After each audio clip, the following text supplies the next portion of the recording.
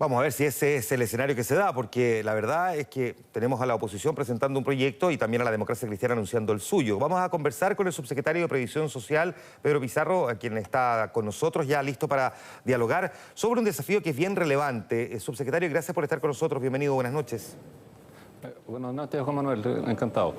Subsecretario, le toca enfrentar a usted en el comienzo prácticamente del cargo una cuestión que es bien compleja, ¿no? Porque si hay una demanda que es muy sentida y que ha quedado reflejado en las encuestas y en la calle, es el de mejorar las pensiones. Y uno siempre tiende a mirar primero quiénes son los que tienen la situación más precarizada, ¿no? Los que tienen pensiones que son francamente de miseria. No hay como disimular y buscarle algún calificativo distinto.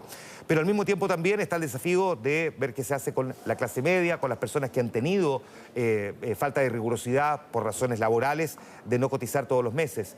Déjeme hacer esta pregunta en términos generales primero para luego meternos en el debate. ¿Cuán complejo puede ser sacar adelante una modificación que al mismo tiempo tiene harto de ideológico?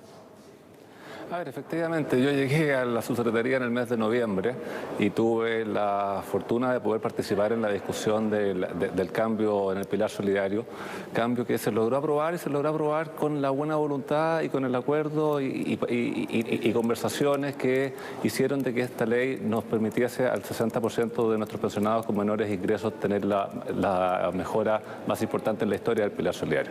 Y una vez aprobado eso, claramente nos quedó la deuda con nuestra clase media y eso es lo que estamos iniciando hoy con la discusión, la cual espero que se dé en el mismo marco con el cual se logró aprobar la aprobación en el pilar solidario. Claramente las indicaciones que ha presentado el Ejecutivo son fruto de diversas conversaciones que ha sostenido la ministra María José Saldívar durante varios meses con diversos actores, o sea, todo aquel que ha querido hablar o llevar una propuesta o hacer una presentación se la ha recibido, se ha analizado y varias de ellas están contempladas dentro de las indicaciones que se están hoy discutiendo. O sea, esto es fruto de conversaciones, de indicaciones. Claramente no es exactamente la misma propuesta que el Ejecutivo habría querido desde un comienzo, pero hoy en día lo que nos está pidiendo la ciudadanía es ponernos de acuerdo, lo que nos pide la ciudadanía es conversar, es ceder y transar posiciones y la propuesta que hizo el Ejecutivo obviamente que va por esa misma vía. Sí, déjeme preguntarle, si efectivamente es así, ¿por qué la oposición presenta un proyecto y la democracia cristiana, que es parte de la oposición, anuncia otro también?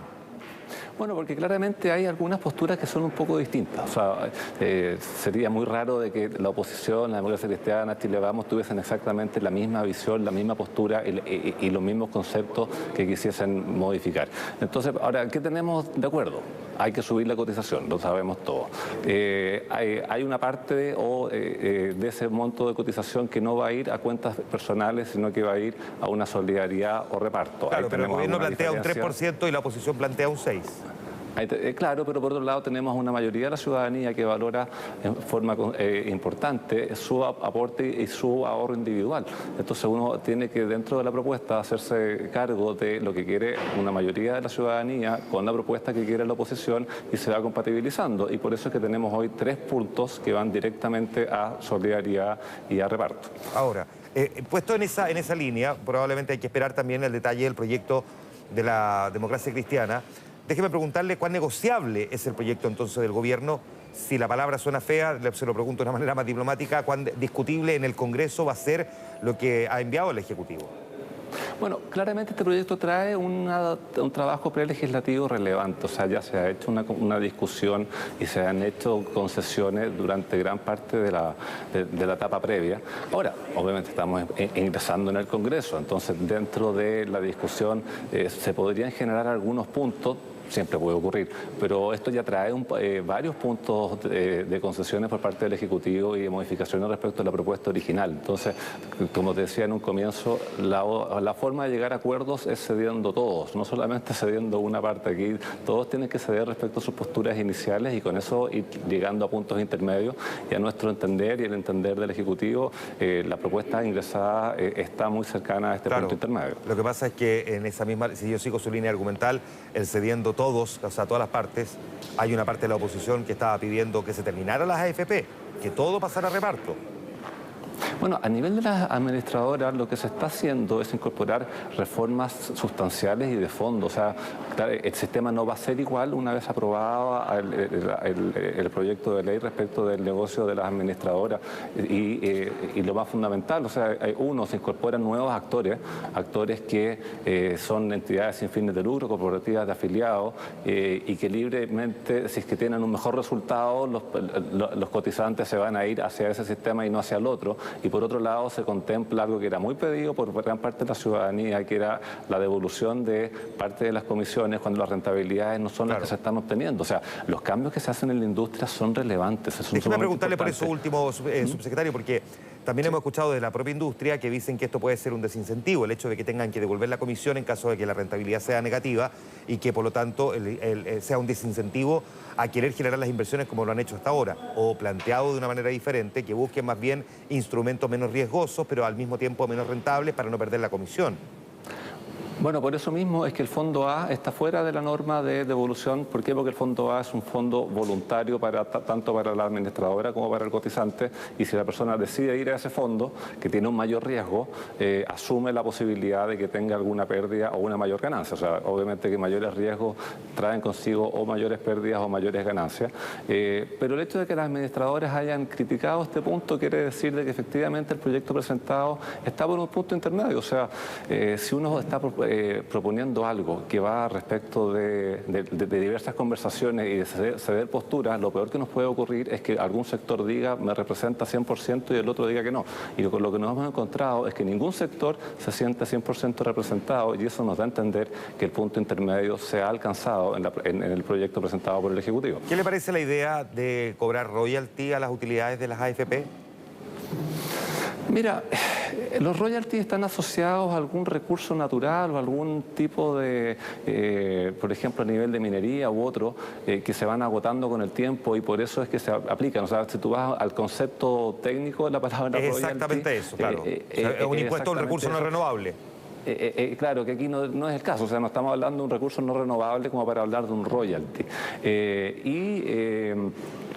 Lo que sí se está haciendo es que se están incorporando varios otros gastos que van a tener que afrontar las administradoras que no estaban afrontando. O sea, está el tema de la cuota mortuoria para parte de los afiliados, van a tener que financiar diversas formas de participación de los afiliados en la administración, y eso también repercute en la utilidad de ellas. Entonces, indirectamente igual se les está haciendo una rebaja en sus utilidades, porque van a tener que financiar diversos conceptos que antes de la propuesta no lo estaban haciendo. Por lo tanto, ¿tampoco es partidario de la idea de limitar las utilidades, como también lo planteó el proyecto de la oposición?